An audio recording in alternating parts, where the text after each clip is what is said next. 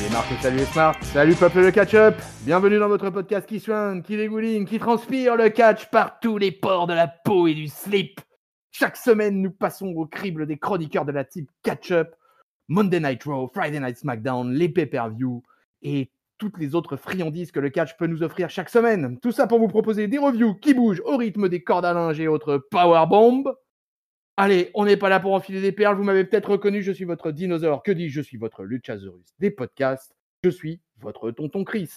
Et pour m'accompagner, pour analyser, décortiquer, encenser ou mettre en PLS le Monday Night Raw du 7 décembre 2020, rien de tel qu'un ancien solide sur les appuis, en l'occurrence mon tag team partner of the day, le bon papy. Comment vas-tu papy ? Bonjour les petits enfants, bonjour tonton. Bah ça va, oui. Je suis prêt à attaquer ce Raw par la face nord. Ouh. Je vais aller jusqu'au bout. Jusqu'au bout de ce 1437e Monday Night Raw, t'es chaud ? À Alors chaud on y va. patate. Alors évidemment, ça a commencé comme a commencé NXT, comme a commencé SmackDown la semaine dernière, avec les 10 coups de cloche en honneur de Pat Patterson. On est revenu longuement dans les 2 dernières, même les 3 dernières reviews, puisqu'on peut compter War Games qui va sortir incessamment. Et je pense qu'on a à peu près fait tout le tour sur Pat Patterson. Rest in peace Pat, tu nous manqueras quoi qu'il en soit. Et le show va démarrer tout de suite avec la Vipère. La Vipère est sur le ring. La Vipère parle du film. La Vipère a besoin d'un masque pour cacher sa noirceur. Considère que le film a besoin d'un masque pour cacher sa noirceur. Lui, il n'a pas besoin de ça pour montrer ouvertement. On est habitué de toute façon au Randy Orton dark. Et voilà, et au moment opportun, Orton montrera que c'est lui le plus gros salaud que la Terre ait produit. J'ai beaucoup aimé cette phrase. Voilà, donc c'est pour ça que je voulais la citer en entier. Bray Wyatt qui est en mode Firefly Funhouse, va apparaître sur le Titantron et il va tout de suite nous indiquer que Orton a été tellement méchant avec Alexa Bliss qu'elle est même pas là ce soir.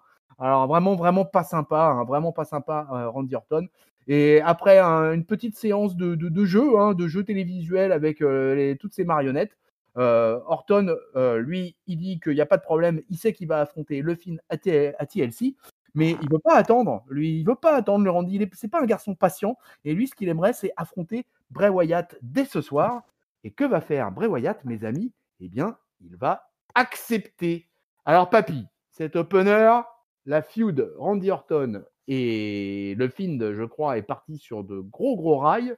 Rendez-vous est pris à TLC. Qu'est-ce que tu as pensé de cette ouverture du Monday Night Raw ?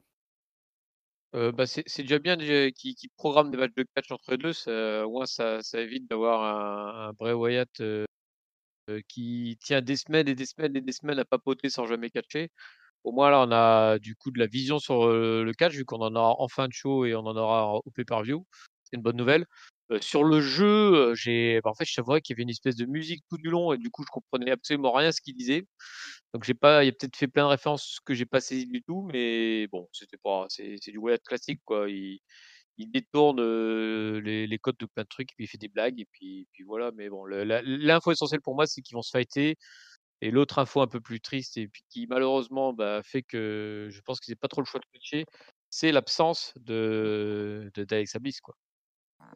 Tu trouves pas que Bray Wyatt, il a pris de la masse ? Ah ben ça, je trouve depuis le premier confinement, je trouve qu'il s'est un peu empâté, Wyatt. Je trouve qu'il gonfle. Là, dans son espèce de pull un peu, j'allais dire jacquard, mais c'est pas le cas. Mais je sais pas, je me suis vraiment fait la réflexion là en visionnant le show. Je me suis dit, tiens, mais c'est pas possible, mais Bray Wyatt, il a encore pris du poids là ou quoi là ? Bah ouais, moi j'ai l'impression que ça m'avait surtout marqué après le premier confinement, donc là ça me marque un peu moins. Enfin, ça me marquera plus enfin, à la fin quand on le reverra en pull. Mais effectivement, je trouve qu'il gonfle l'ami Bray. Il a un gros gabarit de pilier droit au rugby, quoi, de numéro 3 au rugby, quoi. Je trouve qu'il dépareillerait pas dans une équipe du top 14, notre ami Bray Wyatt. Allez, de toute façon, on va les retrouver un peu plus tard, puisque comme annoncé par Randy Orton lui-même, de toute façon, ils vont s'affronter plus tard dans le show. Mais en l'occurrence, ce sera non pas un match The Fiend versus Randy Orton, mais bien un match Bray Wyatt versus Randy Orton. Allez, on enchaîne avec les femmes. Alors, on va avoir un match Asuka versus Shayna Baszler en single match. Bon, on est déjà sûr et on est chaud sur l'info que Asuka et Lana vont affronter Shayna Baszler et Nia Jax à TLC pour le titre de championne par équipe. J'aurais tendance à dire que ne serait-ce pas un aveu de faiblesse de la part de la WWE du fait que on ne trouve pas d'adversaire suffisamment à la hauteur d'Asuka et que du coup on est obligé de la balancer dans la title picture de la division féminine par équipe. Bon, voilà, il va y avoir ringside, bien évidemment, Lana et Nia Jax. On va avoir un match assez court, mais pas tant que ça, puisqu'on va avoir un match de 8 minutes 30 tout de même. Baszler va être pas mal en contrôle quand même sur le ring. Ça m'a rappelé quelques combats en fait entre les deux à NXT. De l'autre côté, évidemment, ringside, ça pouvait pas bien se passer puisque Jax va attaquer Lana, elle va l'envoyer contre les escaliers, mais celle-là, elle va quand même se défendre et elle va réussir à envoyer la Samoane contre la table des commentateurs avec un Hurricane Rana. Oui, oui, vous avez bien entendu, peuple de catch-up, je viens de dire que Lana a passé un Hurricane Rana. Alors ça va attirer l'attention de Belzer parce qu'elle est tellement étonnée de voir un truc pareil, elle en revient pas, qu'elle squatte les cordes pendant je sais pas combien de temps. C'était long d'ailleurs, mais voilà, elle parle plus ou moins à Nia Jax, plus ou moins à Lana. Et qu'est-ce qui va se passer, les amis, après ces 8 minutes 30 et ce scotchage de Baszler face aux cordes? Eh ben, on peut pas y louper. On va avoir Asuka qui va nous passer un bon vieux roll-up des familles pour la victoire des Faces. Lana est folle de joie. Un peu plus tard, d'ailleurs, on les retrouvera. J'avance tout de suite. Je fais un peu avance rapide. Ouais, fais tout. Puisque, voilà, il va y avoir un segment avec Lana et Asuka où Asuka est un peu en mode coach personnel de Lana, puisqu'on a annoncé que la semaine prochaine, bien évidemment, pour le Go Home Show, Lana va affronter Nia Jax dans un single match. Alors évidemment, Lana, elle est en totale panique, mais Asuka, elle est là pour la rassurer, elle est là pour la motiver, la nana, et elle lui dit mais non, mais t'as pas à avoir peur, il faut que tu y ailles, t'es forte, Lana. Et Lana va reprendre un peu la confiance, va se dire ouais, je vais le faire, j'en suis capable et tout. Et au moment où elle va tourner la tête, et bien qu'est-ce qu'il va y avoir? Il va y avoir la Nia Jax qui va être en face d'elle et qui va la regarder d'un œil très, très, très méchant. Alors, mon papy, la division féminine de Raw. C'est Rien que ta compliqué. respiration, là, déjà, rien que ta respiration nous amène déjà à se dire oui, oui. Non, mais en fait, on tourne un peu en rond avec cette histoire-là. Alors déjà, j'étais plus sûr. Nia Jax et Shayna Baszler et Asuka se sont croisées à NXT? Mais j'ai eu un doute, Non, quoi. non, non, Elle est non, pas Shayna Baszler et Asuka, je parlais. Oui, c'est ça, mais elles se sont croisées et Ah oui, Baszler et ah Asuka, elles oui, sont bah, quand? Parce il me que semble, non, elles se sont pas croisées. Elles avaient pas eu il y avait pas eu un match. je sais plus, ça me parle pas. Parce Ah ouais, qu'elle elle a croisé, pas Yuchira, Kairi Sane, Shayna Baszler, mais est-ce qu'elle a croisé Asuka? J'étais plus sûr, elle en a fait. pas croisé Asuka du temps où justement elles étaient championnes par équipe avec Kairi Sane? Il me semblait dans NXT. Bon, enfin bon, écoute, tu sais ce qu'on va faire? On va faire le fact-checking du Voilà, peuple de fact-checking. catch-up, et comme ça, on aura la réponse. Merci à vous, Ouais. peuple de catch-up. Exactement, parce que moi, pour moi, alors je vais donner mon idée pour moi, mais juste pour finir ce truc-là, il me semble que c'est Ember Moon qui fait le trait d'union entre Asuka et Shayna Baszler. Que c'est Ah! Ember qui arrive pas à prendre la ceinture à Asuka, ensuite Ember prend la ceinture sur un match où il y a pas Asuka, et ensuite Shayna Baszler pique la ceinture dans un de ses premiers matchs contre Ember Moon. Mais c'est flou, donc le fact-checker va nous sauver, je le pense. Moi, il me semblait juste en fait qu'elles s'étaient pas croisées dans le cadre du titre NXT, hein, mais il me semblait qu'elles s'étaient croisées dans le cadre voilà, de Kairi Sane et Asuka qui étaient à l'époque championnes par équipe et qui étaient venues faire un tour à NXT à une ou deux occasions. Donc il me semblait que c'était à ce moment-là. Mais je peux me tromper, c'est largement possible. Messieurs les auditeurs, corrigez-nous. Voilà, vous êtes là pour ça Et hein, quand même. Hein. Faut un peu vous exactement, bosser aussi quand même. Hein. voilà, on va pas tout faire non plus, hein. Qu'est-ce que j'allais dire? Et du coup, bah, pour l'histoire, cette histoire-là, moi, de toute façon, ça fait un bout de temps que je mise sur le fait que Asuka et Lana, aillent, se mettre en opposition avec, Shayna Baszler et Nia Jax pour la ceinture tag team. Ça me semble l'histoire qui devait avoir lieu. En revanche, je trouve qu'ils sont vachement longs pour la mettre en place, quoi. Ça on est déjà arrivé à TLC avec cette histoire-là. J'imagine que ça veut dire que ça va continuer avec Lana après TLC parce que, bah, je pense pas que ça fera une fin nette, de cette histoire-là. Donc c'est-à-dire qu'on en a peut-être jusqu'au Rumble.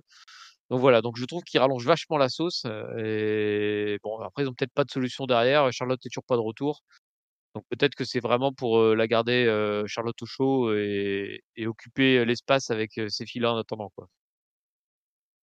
Ouais, moi, je sais pas ce que tu en penses, mais par exemple, moi, je trouve que Shayna Baszler est vachement en dessous au niveau du in-ring que ce qu'elle était à NXT. C'est bizarre, hein? Bah, Est-ce là, que en plus, elle est censée paraître plus faible, vu qu'elle celle qui prend les 3 tombées en 3 semaines.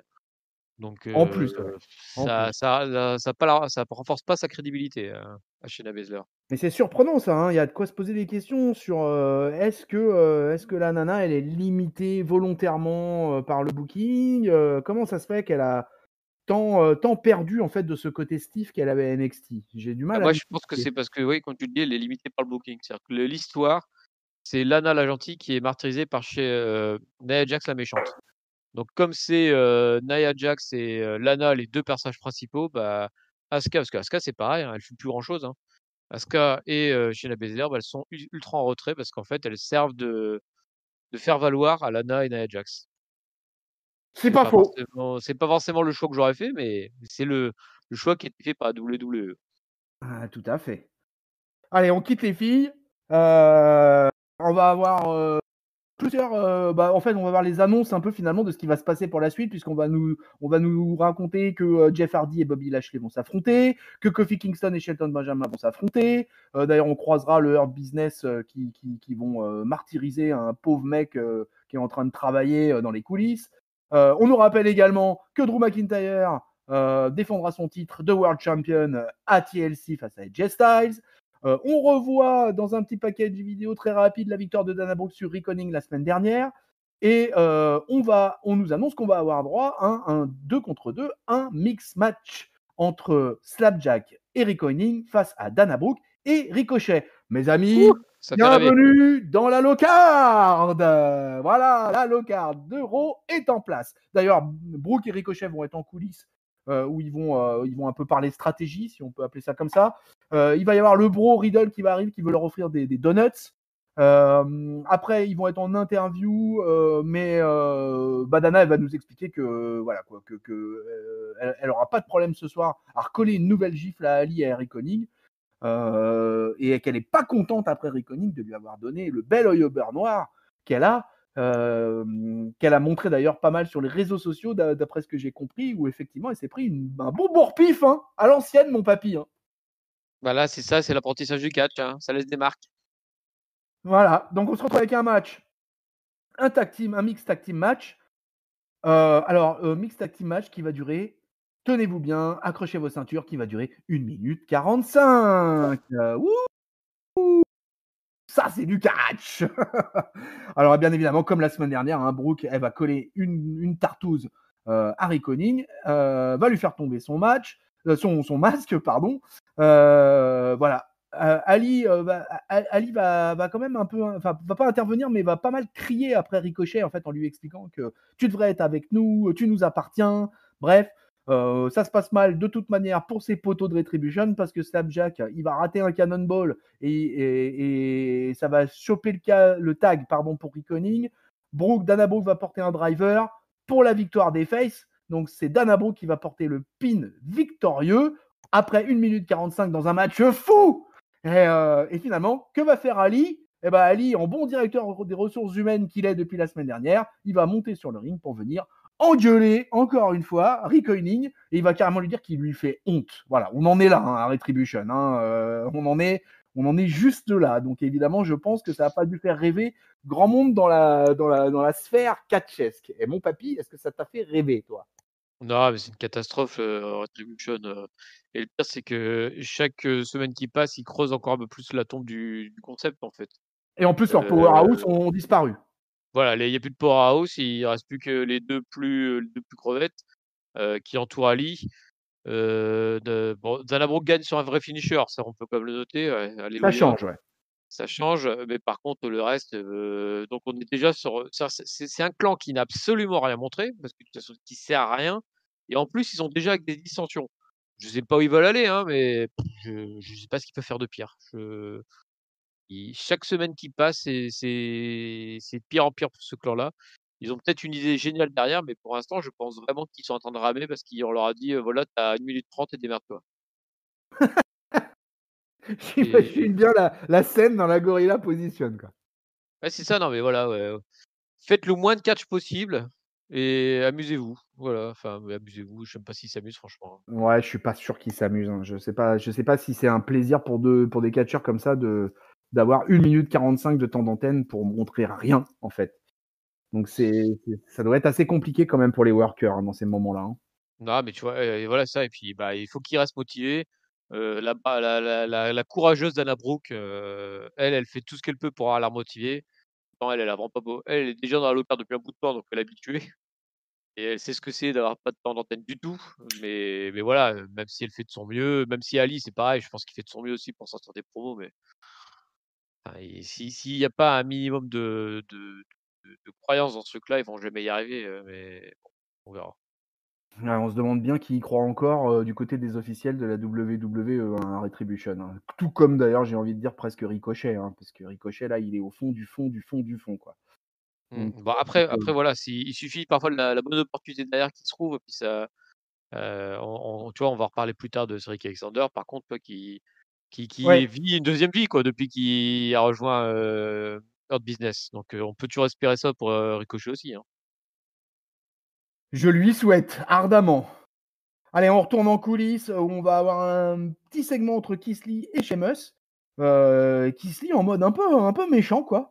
Et qui explique à Sheamus que voilà, qu'en fait, dans le locker room, personne n'est dupe à propos de lui. Et que tout le monde sait qu'il va finir par se retourner contre son vieux pote Drew McIntyre à un moment ou à un autre. Donc, une tête un peu dépitée de la part du Sheamus. Et un Keith Lee qui paraît un petit chouïa agressif, j'ai eu C'est un l'impression. connard, hein, un gros, Ouais. c'est un connard moi je trouve, hein. Alors, est-ce qu'on est Une en semaine train de de suite, on est en train de nous préparer, mine de rien, un heel turn de la part de Keith Lee, à ton avis? bah, je pense que ça serait la bonne piste, ça serait de dire, que tout le monde se focalise en disant: «Attention, c'est chez Monsieur Traite, c'est chez Monsieur Traite, c'est chez Monsieur Traite», puis qu'à la fin ce soit Keith Lee, tu vois? Ça, ce genre de truc qui serait pas mal. Mais en tout cas, effectivement, je trouve que Keith Lee a un comportement, assez salopard depuis 2 semaines et donc bah, ça me ferait bien plaisir qu'il passe et qu'il se fasse péter la gueule. Voilà, en toute simplicité. Pas par moi, hein, parce qu'il est un peu grand, mais Sheamus, il me Ouais. représentera. Et tu sais, moi, ce que ça m'a inspiré, en fait, ce passage, c'est que, Keith Lee, qui est quand même un master, un bon Golgoth des familles, et quand tu vois que Sheamus se met face à face avec lui, et ça te rappelle à quel point Sheamus aussi, c'est une putain d'armoire à glace, quoi. Une bête, hein. C'est une bête, hein, Sheamus, hein. Il est plus grand que il est plus grand qu'un Keith Lee, quoi, et il est plus large d'épaule. Enfin, il est vraiment impressionnant, hein. Je vais faire encore une référence rugbystique, mais j'ai comparé Bray Wyatt à un pilier droit. Mais moi, je pense que l'équipe d'Irlande a perdu un grand numéro 8 avec Sheamus, qui, je pense, aurait été un troisième ligne centre d'exception, quoi, s'il avait préféré le rugby au catch. Mais bon, ceci est une autre histoire. Allez, on continue. On a le droit à une nouvelle édition du Dirt Sheet avec le Miz et John Morrison qui ont comme invité AJ Styles et son associé Omos. Alors ça va être un assez long Dirt Sheet, hein. On nous apprend durant ce Dirt Sheet qu'il va y avoir un handicap match entre McIntyre et Sheamus face au Miz, Morrison et AJ Styles. Le Miz, voilà, le Miz fait pas mal de blagues concernant Omos, il a pas de chaise pour lui parce qu'il a pas trouvé de chaise assez grande pour installer le géant de 2,85 m sur le ring avec eux. Le Miz va demander à Styles aussi de quelle manière en fait il compte prendre le titre à McIntyre. AJ Styles, qu'est-ce qu'il va nous raconter? Tu sais, il va nous raconter qu'il va mettre une chaise autour du champion écossais, qui va taper dessus jusqu'à ce que le corps de Drew McIntyre craque. Donc là, le AJ Styles, il annonce la couleur. Derrière, ça va blaguer, ça va se moquer à mort de McIntyre et Sheamus. Ils vont imiter l'accent de l'écossais et de l'irlandais. C'était très Ça mauvais va, ça d'ailleurs, hein. ouais, ça va faire sortir Sheamus de la Gorilla Position, qui va être d'ailleurs suivi pas très loin par McIntyre. Et McIntyre, le bel homme, il va dire à Miz qu'il a plus de couilles depuis que Maryse lui a coupé et les a gardées dans son sac à main. J'ai trouvé ça assez drôle. Et finalement, les faces de l'Europe, il faut le rappeler, vont vider le ring. Et McIntyre va balancer la mallette du Money in the Bank, puisqu'au cas où vous l'aurez oublié, le Miz est le détenteur de la mallette MITB, et va la balancer jusque sous le Titantron, parce que le Miz, voilà, dans la panique générale, avait oublié la mallette sur le ring. Pas de chance. Alors, mon papy, ce dirt shit là, Non, mais je retiens que le lancer de manette, moi. Le reste, c'était le lancer de mallette. et bon lancer qu'il a même pété un petit écran avec des LED là, quand il a atterri la mallette. Mais sinon, le reste était, bah, je trouve ça un peu creux. En plus, encore un match, avec handicap avec Miz et Morrison. Ça doit faire le 50e qu'ils font depuis le début de l'année. Donc c'est un peu lourdingue. Puis là, ouais, les imitations étaient pas très bien. Voilà, on avait vite envie que Sheamus et McIntyre, débarquent pour que ça castagne un peu quand même, parce que là, c'était bien lourdingue, j'ai trouvé, comme segment, et voilà, vivement que ça se castagne. Ouais, je suis d'accord avec ton auguste personne, c'était très, très oubliable, très franchement, moi j'étais limite pressé, que ça passe à autre chose.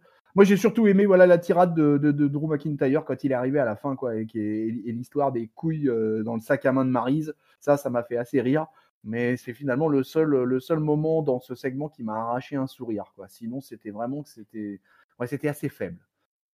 Mmh. Allez, on retourne au catch, hein. Donc, comme annoncé précédemment, on va avoir droit à un single match entre Kofi Kingston des New Day et Shelton Benjamin des Hurt Business. Alors, un match qui, moi, je m'attendais à un truc assez long, etc.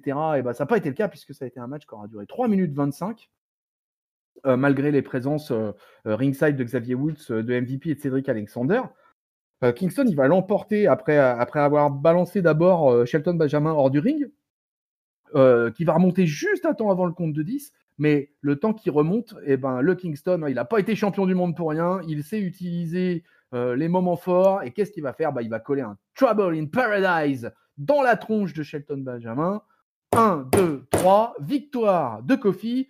Kofi, il repart sur la rampe avec Xavier Woods. Et là, Cédric Alexander va choper le mic et va piquer une crise de nerfs en disant à Kofi Kingston: ok, t'as battu Shelton, mais moi je suis là, et moi je suis en tenue, et moi je suis prêt à t'affronter dès maintenant. J'ai battu Xavier Woods la semaine dernière, et je vais faire la même chose avec toi. Et bim bam boum, même pas le temps de s'y remettre, la pause publicité, et on retrouve dans le ring Cédric Alexander et Kofi Kingston pour un match à peine plus long, puisque ça va être un match qui va durer 4 minutes 18.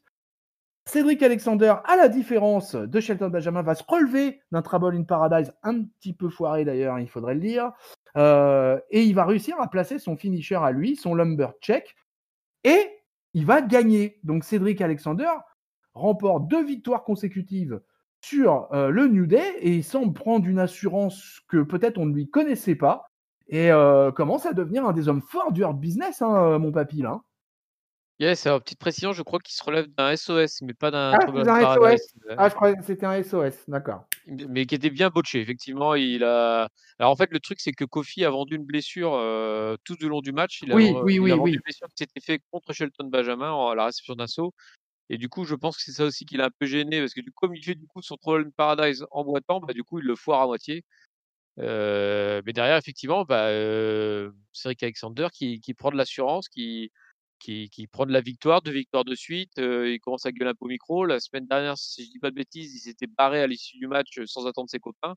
Là, on sent vraiment le melon qui est en train de gonfler de chez gonfler de Cedric Alexander, mais quelque part, bah, c'est bien pour lui. Ça lui fait, bah, déjà parce qu'il est pas maladroit dans le ring, il était juste inintéressant pour l'instant, mais voilà, au moins il apprend à développer un peu de charisme, un peu de personnalité, donc je pense que c'est bien pour lui de travailler ces aspects-là, surtout avec, bah, coaché par des vétérans, comme MVP, Shelton Benjamin et Lashley quand il est là.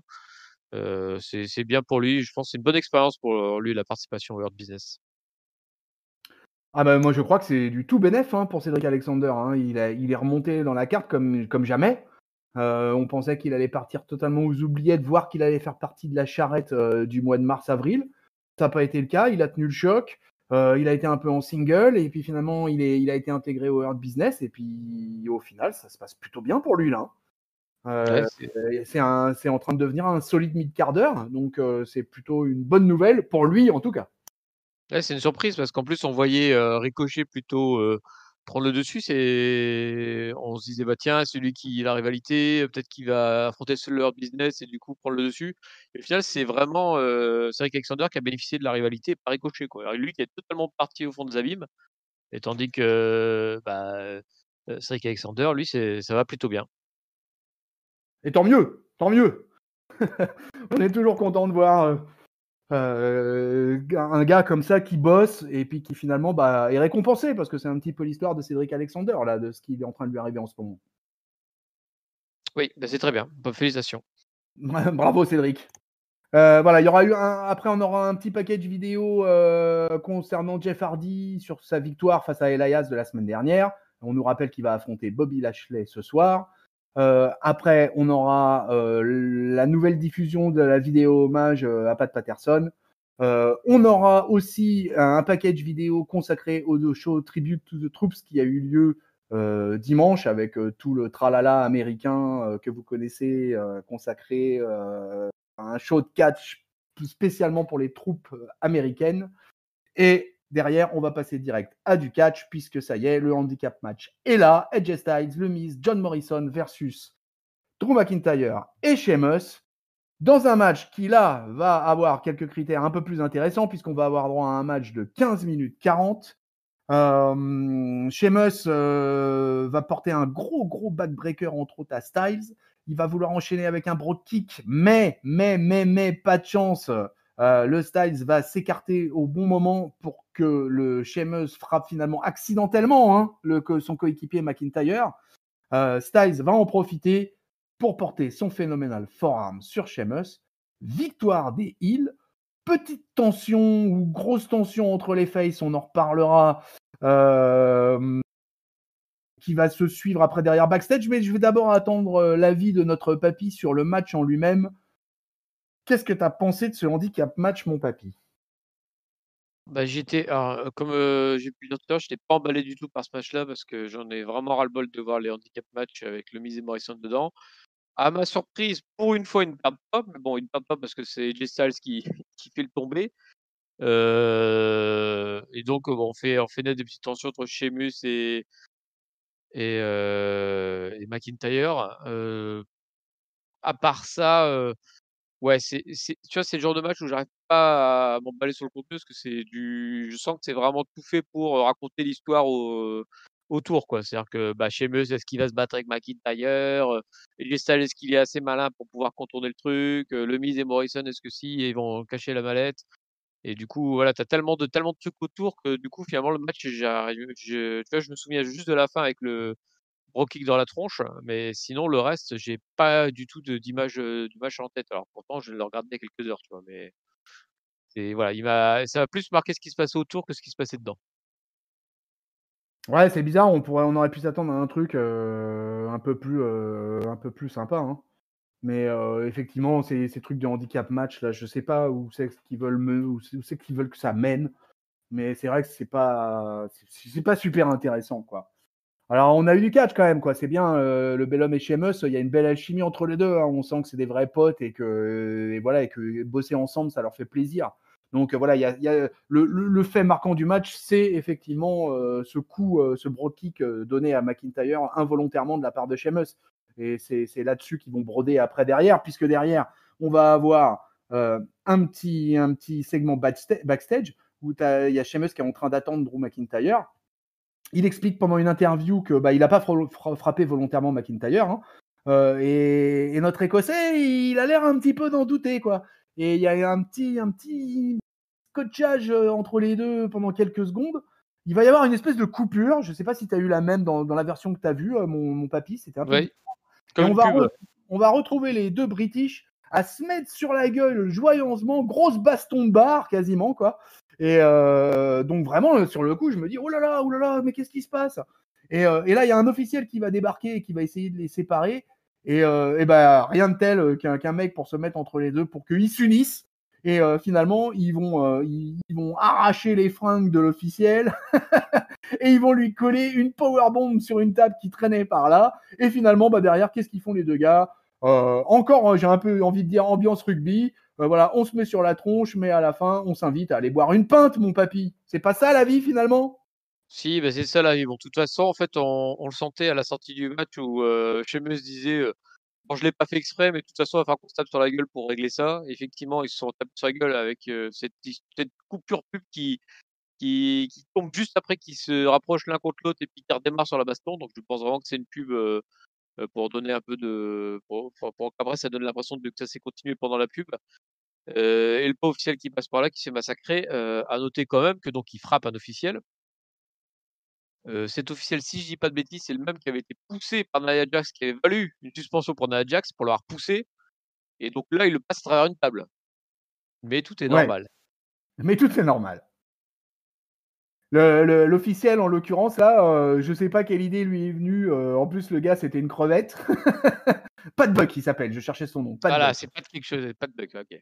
Pat Buck, ouais. Et je pensais que vraiment, je me suis dit, mais qu'est-ce qu'il fait? Mais il est fou, lui. Il est fou, quoi. Entre Sheamus et Drew McIntyre, je veux dire, quoi. Hein. Donc, Voilà, c'est pour dire que c'est l'amitié virile, c'est en gros, je pense que c'était souligner le message, mais oui, mais c'était bon. ça. Ils C'était auraient pu complètement. mettre un vrai catcheur pour les séparer plutôt qu'un officiel. À moins qu'ils la semaine prochaine, ils mettent une suspension, qui joue là-dessus peut-être, mais moi je sens plutôt le truc qui va être, oublié la semaine prochaine et terminé, quoi. Mais bon, je ne demande qu'à être trompé. On verra ça la semaine prochaine. Allez, on retourne en coulisses où on va trouver Jeff Hardy qui est en train de se préparer pour son match face à Bobby Lashley. Il va croiser à nouveau le bro Riddle qui est toujours en balade avec ses donuts, quoi. Et, et du coup, Riddle, il explique à Jeff Hardy qu'il s'est fait attaquer la semaine dernière par Bobby Lashley.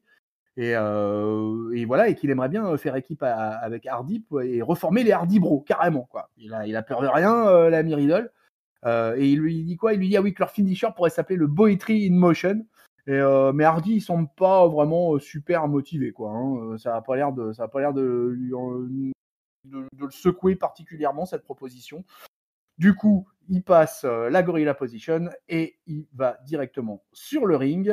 Il va être rejoint par le Bobby Lashley en super forme, comme d'habitude. Et là, on va avoir droit à un deuxième match quand même sur des critères un petit peu plus longs, puisqu'on va avoir droit à un match de 14 minutes. Et avec un Jeff Hardy bien, bien offensif, hein, malgré le différentiel physique entre les deux. Mais on va avoir un match pas mal. Hardy va même avoir sa chance puisqu'il va réussir à passer son Whisper in the Wind pour un compte de 2. Lashley va poser un flatliner aussi bien bien sanglant pour le compte de 2 également. Finalement, Hardy va continuer à réussir à passer ses moves. Hein. Moi, j'étais étonné qu'il place autant ses moves sur Lashley, Mmh. puisqu'il va réussir à placer Twist of Fate. Il va monter sur la troisième corde, il va partir pour un dive, mais bien évidemment, Lashley va l'éviter, va lui coller un spear, et derrière, c'est parti pour la full Nelson, c'est parti pour le Hurtlock, et victoire par soumission de Lashley. Lashley, il va maintenir la prise hein, après la cloche, mais c'est Riddle qui finalement va venir et va faire le sauvetage de Jeff Hardy. Intervention bien à propos de Riddle quand même, parce que le pauvre Jeff Hardy, j'avais un peu peur dans quel état il allait finir. Je me demande si Jeff Hardy n'a pas des problèmes de sciatique d'ailleurs, parce qu'il n'arrête pas de se poser les mains aux endroits fatidiques de la sciatique. Mais voilà, un match quand même assez solide entre deux anciens champions US. Alors je voulais le dire dès le handicap match, mais j'ai un peu oublié.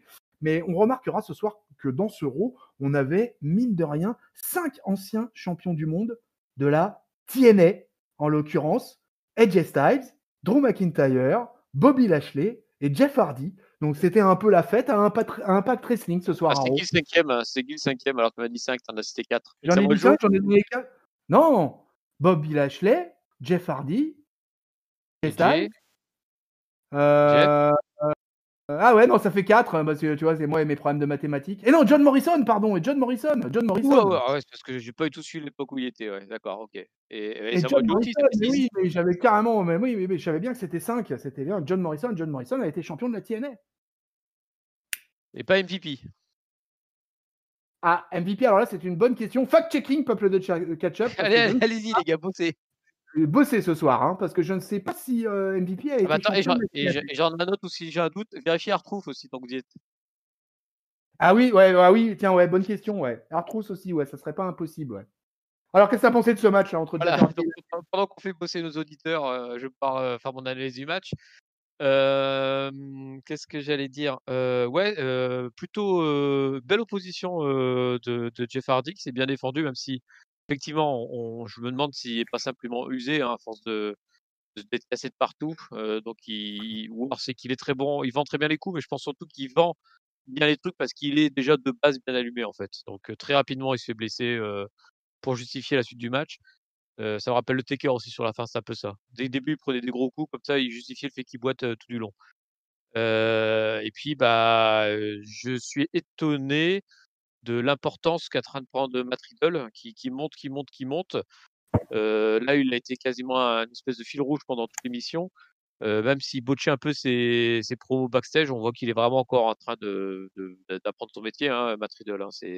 Ça reste un jeune, il est peut-être monté un poil vite, sans l'avenir nous le dira, mais en tout cas, il continue d'apprendre et j'ai l'impression qu'il continue de miser dessus parce que, bah, clairement, vu que, Jeff est battu entre guillemets «clean», enfin, ouais, même plutôt clean d'ailleurs, bah, l'étape d'après, c'est, soit Matt Riddle qui va chercher, la ceinture, soit Matt Riddle qui sont en équipe avec Jeff Hardy. Je pense que c'est, quoi qu'il arrive, 2 bonnes options pour Matt Riddle, enfin Riddle tout court d'ailleurs, qui pour son développement, d'être avec Lashley ou d'être avec, Jeff Hardy, c'est quand même des trucs plutôt bien pour un gars de ce niveau. Donc bah, voilà, par contre, ce qui me fait peur, c'est si en tag team, est-ce que ça va être contre, Lashley MVP, donc MVP sur le ring? Ça par contre, ça ferait pas rêver, donc j'espère vraiment que ça sera un coup de Jeff, le mentor de Riddle, quitte après ce qu'ils foutent en tag team, mais carrément dans la division tag team, donc avec plutôt Benjamin et Alexander.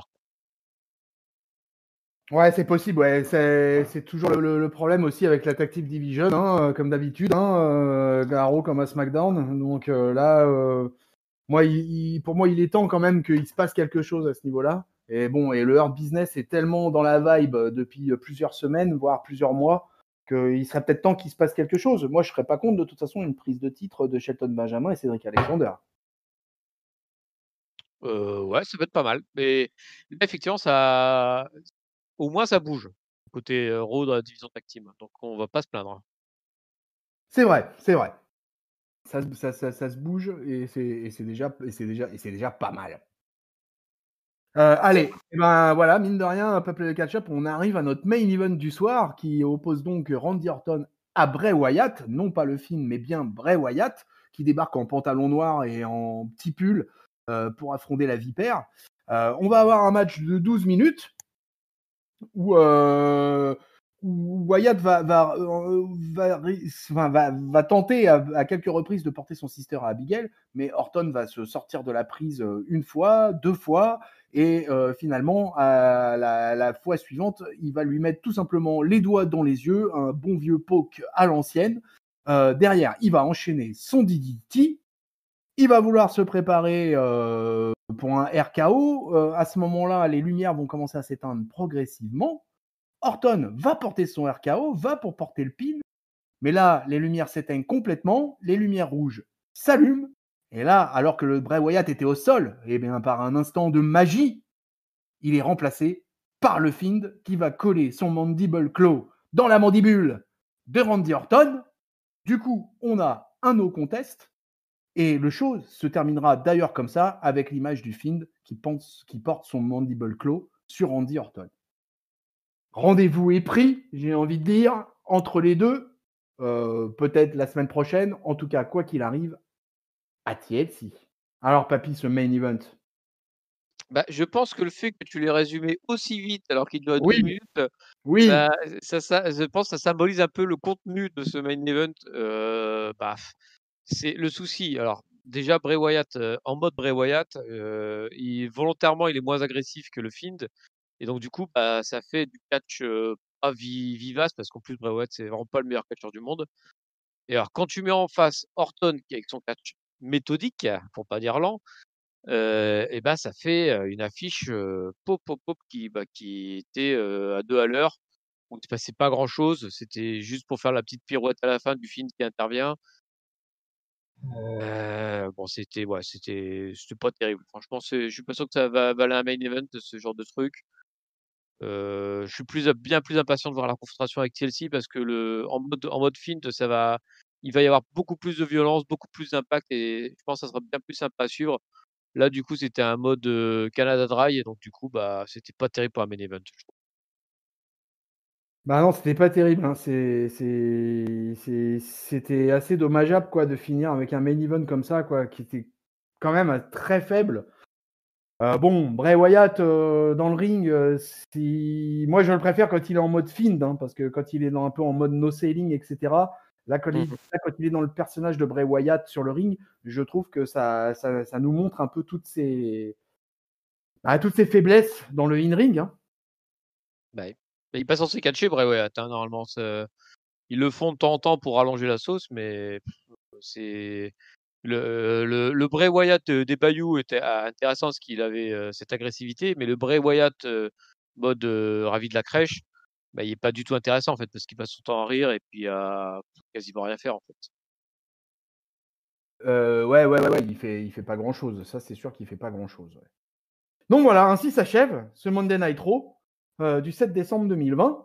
Eh bien, mon papy, tu vas toper, tu vas flopper et tu vas noter.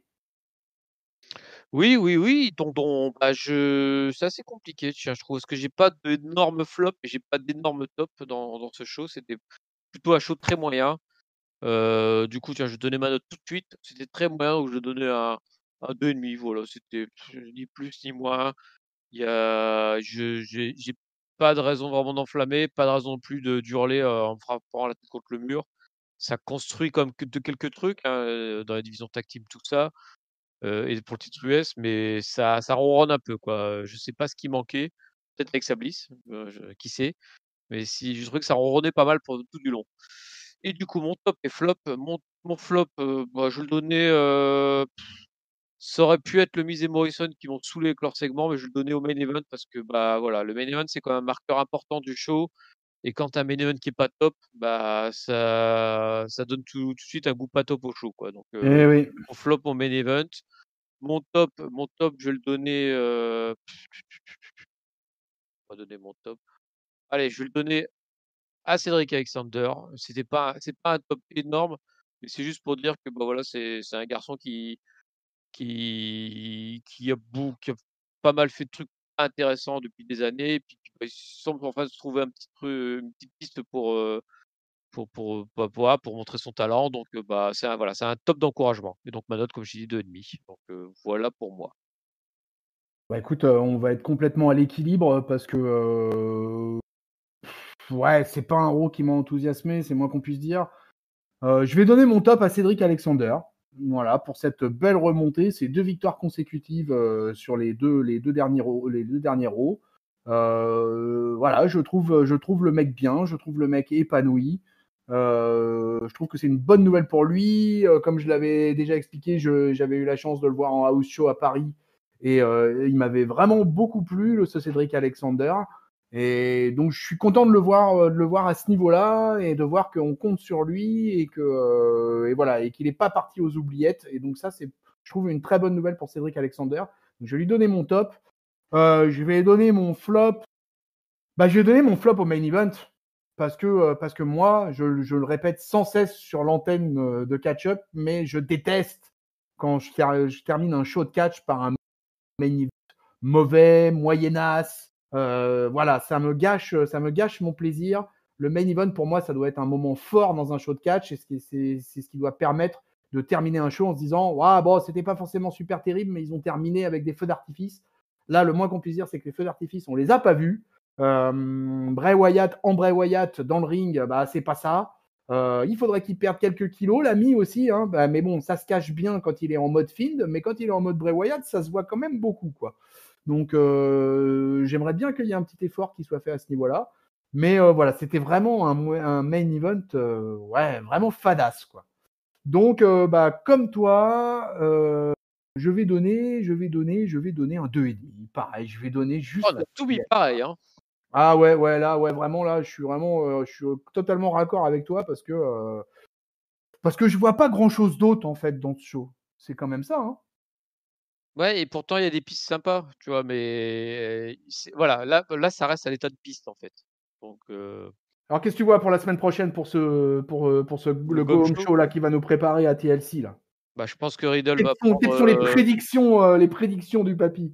voilà, moi je pense que Riddle va prendre sa chance contre Lashley, à TLC. Ça nous fera un match. Pour les tag teams, bah, c'est évident que ça sera, New Day contre, Hurt Business, ça fait 2. Asuka va pas défendre sa ceinture, malheureusement, vu qu'elle sera dans le titre, féminin. Puis après on rajoute Wyatt Orton et puis le match pour le titre suprême et je pense que tu as la totale. Je pense pas qu'on aura tout de suite le Sheamus qui se lie. Ça me semble pas trop loin. Ou alors en pré-show, mais bon, ça serait gâcher du talent de les foutre ces 2 là en pré-show. Mais voilà, je le sens comme ça. En tout cas, si ça part là-dessus, bah, ça sera un programme pour TLC qui sera plutôt plaisant quand même. Ouais, on verra, on verra. On aura l'occasion d'analyser cette semaine prochaine de Go Home Show qui va nous emmener vers TLC, qui, je le rappelle, est le dernier pay-per-view de l'année 2020. Enfin, on y arrive un peu à cette fin d'année 2020. Hein. Bon, il nous reste encore 22 jours. Il faut toujours s'accrocher. On ne sait pas encore ce qui va se passer. Mais en tout cas, au niveau catch, au niveau WWE, on y est. Nous, on y est aussi, puisque nous, on est partout. On est sur Twitter, on est sur Facebook, on est sur Instagram. Vous nous trouvez également sur toutes les bonnes plateformes de podcast, Apple Podcast, PodCloud, Spotify, Deezer et Google Podcast. Bien évidemment sur YouTube, actionnez la cloche, mettez des pouces bleus, laissez-nous des commentaires, faites du fact-checking à mort pour confirmer ou pour infirmer ce qu'on vous raconte pendant nos reviews. Vous pouvez évidemment rejoindre la communauté Catch-Up sur le Discord et bien évidemment, vous avez le site officiel pour tout renseignement, catchup.lepodcast.fr. Voilà, on est arrivé au bout de ce Raw du 7 décembre 2020. Peuple de Catch-Up, on espère que vous vous êtes autant amusés que nous à enregistrer. Mon papy, je te remercie pour ta présence inusable. Bah, merci pour, toi aussi d'être inusable dans la présentation et puis voilà, merci bien pour ton accueil. Voilà, sur ces belles paroles, on vous fait des bisous, on vous souhaite une bonne semaine pleine de catch, on vous fait des cordes à linge plein la face. Salut papy, Salut tonton et salut à tous nos auditeurs et nos fact-checkers. c'est tout à fait ça. Allez, salut peuple de catcheurs.